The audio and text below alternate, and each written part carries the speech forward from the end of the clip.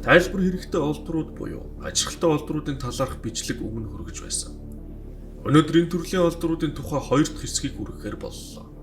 Ийм олдрууд дэлхийн өнцөг болон бүрээс олдсон байдаг бөгөөд эдгээр олдрууд магадгүй бидний мэдэх бүх нийтээр хүлээн зөвшөөрөгдсөн уламжлалт түүхийн эсрэг зогсож буй олдрууд юм.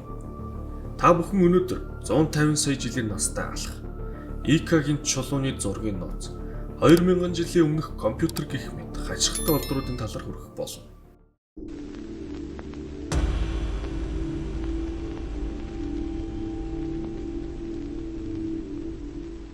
Лондонгийн алх буюу энэ төрлийн олдруудаас хамгийн алдартай олдрын талаар товчхон дурдаад энэ удаагийн дугаарыг эхлэе. 1936 онд Америк нэгдсэн улсын Техас мужийн Лондон гэх хотод голын эргийн дагуу зугаалж явсан хосууд нэгэн олдор болсон нь чулуулаг дунд байх алхны хилтерхий юм. Энэ алхны модон ишинд нүүрсчих үйл явц ихэлсэн байсан нь органик биетээс органик биш төлөвч шилжиж буй үйл явц юм. Тэгэхээр энэ алх хэр удаан тэнд байсан гэсэн үг вэ? Тэд үүнийг голын эргийн нурсан өндөр эргээс олсон бөгөөд яг тэр хэсэг нь Техаст байх Travis Peak гэх геологийн тогтцод хамаардаг нь Месосон 90 буюу 150 сая жилийн өмнөх үе юм. Харин орчин үеийн археологийн судалгаагаар хүн төрлөختөнд дөнгөж 10,000 жилийн настай.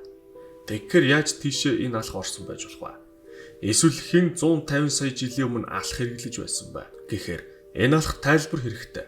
Тохиромжгүй гэх олдурын тоонд зүй ёсоор орж байгаа ч няцаадаг ганц бөгөөд магадгүй үнэнч байж мэдэх нэг өнцөг байдаг нь алхахыг олсон хүмүүс буруу газар зааж өгсөн байх гэж үздэг байна. Гэвч энэ төрлийн олдур болгон ийм амархан тайлбартай байх нь бас ховор юм.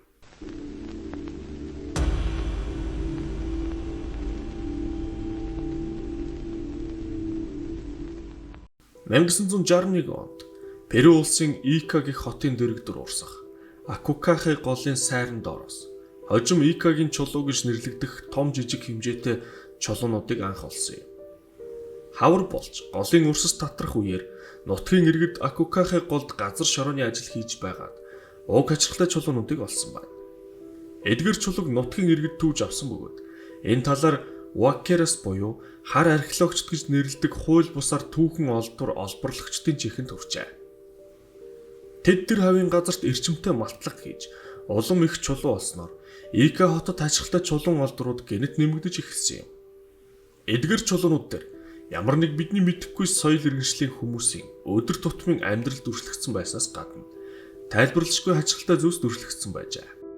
Олон ч хүмүүсийг гайхшруулсан тэр зүйлс бол хүмүүс үлэг гөрүүлийн хамт дүрслэгдсэн байснаас гадна орчин үед л хийгдэх болсон зүйлс ч эдгээр чулуун дээр байж зарим чулуу дээр үлэг гөрүүлүүд маш тод томрон дүрслэгдсэн бол зарим зураг дээрх үлэг гөрүүлийг санагдуулсан зүйлс байсан бөгөөд судлаачид тэднийг магадгүй одоогоор шинжлэх ухаанд бүртгэгдэггүй үлэг гөрүүлийн төрөл зүйлч байж болох юм гэж үзсэн юм. Эдгээр зүйлсээс гадна уг зургууд дээр үлэг гөрүүл нь хүнд яг л гэрийн тэжээр амтан шиг үйлчилж байсан бөгөөд унлаг, ачлаг зэрэгт ашиглагдаж байжээ. Эдгээр чулуу олдсон Икагийн бүс нутаг бол эртний үеэс хүн сууршиж байсан газар бөгөөд Ика, Наска, Баракас гэх зэрэг Индиан овог аймагуд хэдэн мянган жилийн турш оршиж байжээ. Харин 1563 онд эдгээр газарт Испанийн колоничлогчид ирсэн юм. Хүн төрлөختний үлгий болсон энэ газар нутгаас урд хожид бишгүй л эртний соёл иргэншлийн баримтууд олдож байсан ч ийм чулуун олдвор олдож байгаагүй байна. Эдгээр чулууг үлэг гөрүүлийн зургаас гадна ачирхалтай болгож байсан зургууд бол эргэтэн шилжүүлэн суулгах мис засал, цус юулах эмчилгээ гих зэрэг зөвхөн орчин үеийн ангаах ухаанд л хэрэглэгддэг зүйлс дүрслэгдсэн байж. Үүнээс гадна орчин үеийн дуран авийг санагдуулам зүйлээр тэнгэр ширтэж буй хүн дүрслэлтэй байсан бөгөөд энэ бүгд нь археологчдыг эдгээр олдврын эртник гэдэгт эргэлзэхэд хүргэсэн юм. Мөн энэ олдврын талаар олон нийтэд хүрэхэд зарим нутгийн иргэд өөрсдөө чулуун дээр янз бүрийн аргаар өнөөх зургуудыг дөөрөөлгөн сэлж хуурамч олдрууд гаргах болсноор эрдэмтдийг энэ олдврын бодит үнэнд бүр чихээр эргэлзэхэд хүргэсэн байна. Тэд нийслэлд байх үндэсний лабораторид болон дэлхийн өөр хэд хэдэн орн руу шинжилгээнд явуулсан бөгөөд итгэхэд бэрхж тэд бүгд адилхан эдгээр чулууг эртний олдвор гэж дүгнсэн хариулт илгээжээ. Хариуд нь эдгээр чулуу нь Аандын нурууны айс аваар байдаг. Андазит гэх боржин чулууны төрөл бөгөөд олон жил усаар хугагцснаас гадна Тэдгээр чулуун дээр бүхэлдэн болон эдгээр сэлбэрийн ховлолууд дэрч оксидын бүрхүүл тогтсон байсан. Энэ нь удаан хугацааны турш үүсдэг процесс бөгөөд саяхан хэн нэгэн сийлээгүй болохыг нотолжээ. Тэдний энэ шинжилгээний хариуг Германы лаборатори болон Зөвлөлт холбоот улсын лабораториуд ч хүлээн зөвшөөрсөн юм.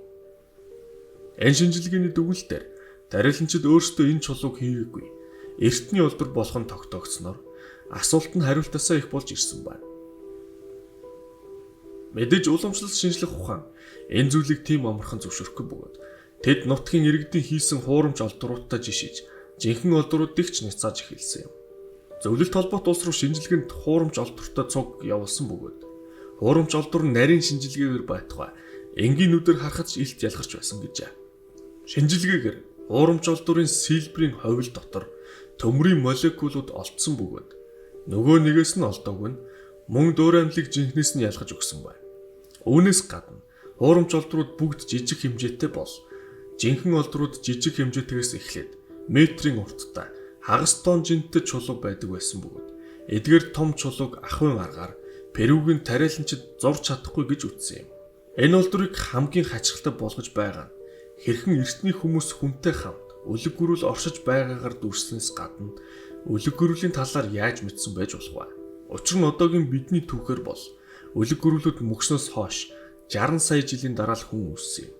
Харин эрт үед үлэг гөрүүлийн ясыг үлэмж биетний яс зэргээр бодож ирсэн бөгөөд 19-р зуунд л үлэг гөрүүл гэж шинжлэх ухаан ерөнхийлөн тогтоосон байна. Швейцарын зохиолч, судлаач Эрик фон Деникений ачаар Икагийн чулуу 1970-ад оноос дэлхийд даяар алдартай болж олон орны эрдэмтдийн болон сонирхчдын дунд олон жилийн турш халуухан маргаан дагуулж бүс идэв болсон юм. Хэрэв эдгээр чулуу бодит олдвор бол эртний индианчууд эргэтэн шилжүүлэн суулгахаас гадна дуран авьяагаар одон орон судалдаг байсан болж байна. Эдгээр олдвор нь нийт 50,000 ширхэг олдсон ба Перугийн болон дэлхийн бусад музейд хадгалагдаж байгаа юм. Энэ бол одоо хүртэл Баттаа ямар нэгэн дүгнэлт гаргах боломжгүй байгаа маргаантай сэдвүүдийн нэг юм байна.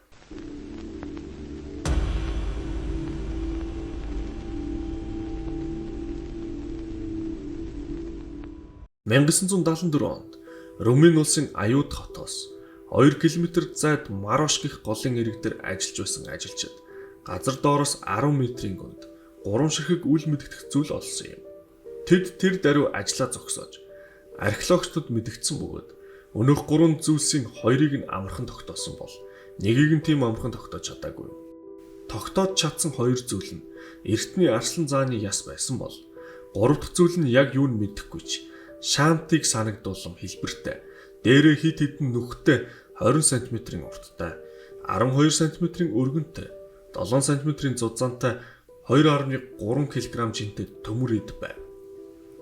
Энэ хачирхалтай олдврыг эхлээд Клуш Напокотын археологийн хүрээлэн рүү шинжилгээнд илгээж дараа нь Швейцар улсын Лозанны шинжлэх ухааны хүрээлэн рүү судалгаанд явуулсан байна. Эдгээр судалгаагаар энэ олдвор нь 89% нь хөнгөн цагаан, 7% нь зис гэх зэрэгээр нийт 12 төрлийн металлаас бүрдэж байж. Өмнөх олдвор буюу Икагийн чулуу гэх олдвор дээр дурдсанчлан оксидын бүрхүүлийн судалгааг мөн хийсэн бөгөөд бүрхүүлийн зузаанаар тооцвол энэ объект 400 жилийн настай гэж гарсан бол хамт олдсон арслан зааны мөхлийн оргил үе 14,000 жилийн өмнө таарч байгаа юм. Харин хүн төрлөختөн анх 1825 онд л хөнгөн цагааныг гаргаж авч байсан гэхээр энэ хэрхэн боломжтой байх вэ? Зарим эрдэмтэд энэ олдвор бол бидний огт мэдэхгүй өндөр хөгжилтэй эртний соёл иргэншлийн дэлхий дээр байсан гэх нотлохоо гэж үздэг бол палеоконтакт буюу эрт үед манай дэлхий дээр харин өндөр хөгжилтэй соёл иргэншил зочлсны нотлохоо гэж үздэг хэсэг судлаачид байдаг байна. Энэ талын судлаачдын үзнээр аюудын олдвор бол ямар нэг жижиг хэмжээний сансрын төхөөрөмжийн хөнгөн газардуулдаг хөл гэж таамагласан ба одоо бид ч ангараг гариг руу илгээж буй өөрөө явах төхөөрөмжүүдээр өн шиг хөл ашиглаж байгаа юм. Олдвор дээр байх нүхнүүд ч энэ таамгийн талд байгаа бөгөөд эдгээр нүхээр бэхэлдэг байсан байж болох юм гэж үзэж байна. Үүнээс гадна хөнгөн цагааныг бид ч сансрын хөлөг, онгоц зэрэгт ихээр ашиглаж байгаа материал билээ. Аюудын олдвор гэж нэрлэх болсон энэ олдврын талаар олон эрдэмтэн судлаачид янз бүрийн таамаг дэвшүүлсэн ч одоо хүртэл нэгдсэн нэг хариултанд хүрэлгүй. Румыны Клушотын музейд хадгалагдаж байна.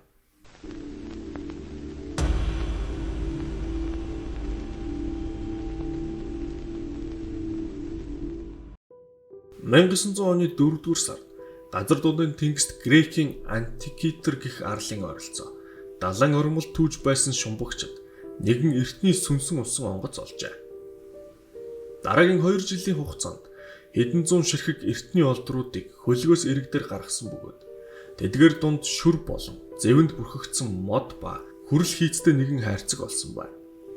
Тэд эхлээд энэ зүйлийг ямар нэг зүг чиг заагч гэж бодсон бөгөөд тайлбарлаж чадахгүй тул олон жил Афины үндэсний археологийн музейд хадгалж байжээ. Энэ онгоц нь тэр хавьд олдсон томоохон олдрын тоонд орох болсон бөгөөд археологчдын тогтоосноор манай эртний өмнөх 2 дугаар зуунд хамаарч байсан юм. Олдсоосоо хойш судлагдаагүйгээр хагас 100 жил музейд хадгалагдсан олдврыг 1951 онд физикч Дерек Прайс анх анзаарч судалж эхэлсэн юм. Түүний олж тогтоосноор энэ бол 30-аад хүрэл араанаас бүрдэх урд болон хойд талдаа цагных шиг зүйтэй хүрэл нүртэй механик төхөөрөмж байсан бөгөөд нар сарны хөдөлгөөн, нар сарны хэртэлт, тэдгээрийн байдлыг өгөгдсөн хугацаанд заадаг одон орны 42 үйл явдлыг цаг хугацааг тооцож гаргадаг төхөөрөмж байжээ.